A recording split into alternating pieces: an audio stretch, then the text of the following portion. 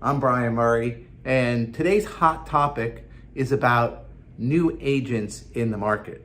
Right here in the Wall Street Journal, this is Monday, March 22nd, so here we are in that week shooting the show. But Monday, March 22nd, front page of the Wall Street Journal. You see this is the front page right here, and this part right here. I'm going to read the headline.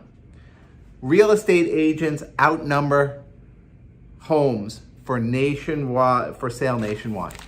Real estate agents outnumber homes for sale nationwide. Let me tell you what that means. That means there are more realtors right now than homes for sale.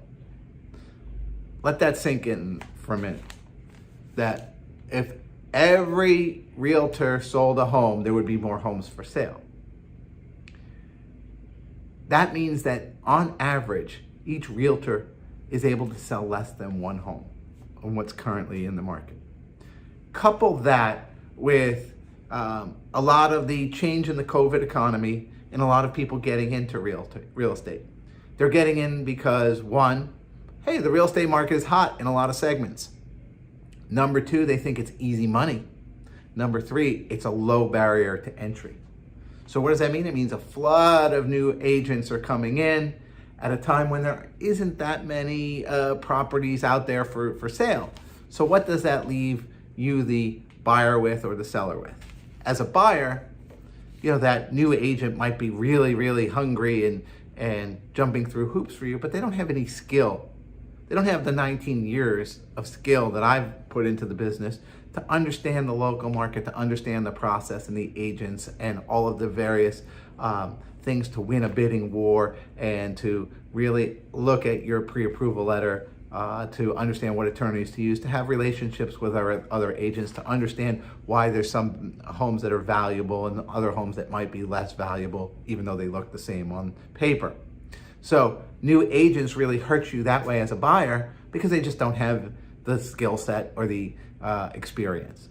Number two, as a seller, now you have all these new agents in there saying, hey, pick me. I look at how cool I am on social media and on TikTok. And honestly, I do TikTok and I do social media, and I think actually it's done pretty well. And I've been doing it now for several years, so I understand what works and what doesn't, and I actually hire people that make it even better than what I could produce on my own.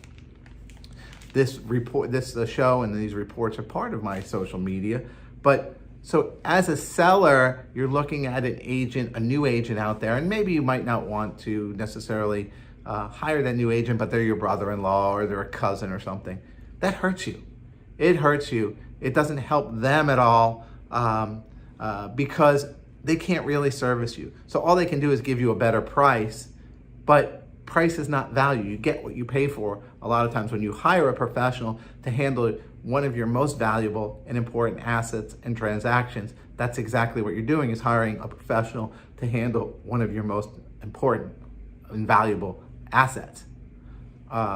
New agents are just not skilled for that. It takes experience. It takes understanding. It takes understanding how to look at a mortgage pre-approval, how to understand what the other attorney is, how to understand the market conditions.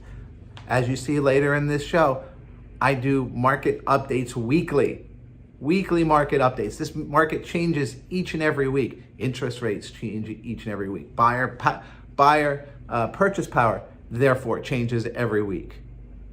Seller position changes every week. It's all supply and demand. You need an expert who understands the market. So when you see here, real estate agents outnumber homes for sale nationwide, that makes me nervous for buyers and sellers out there who don't understand that,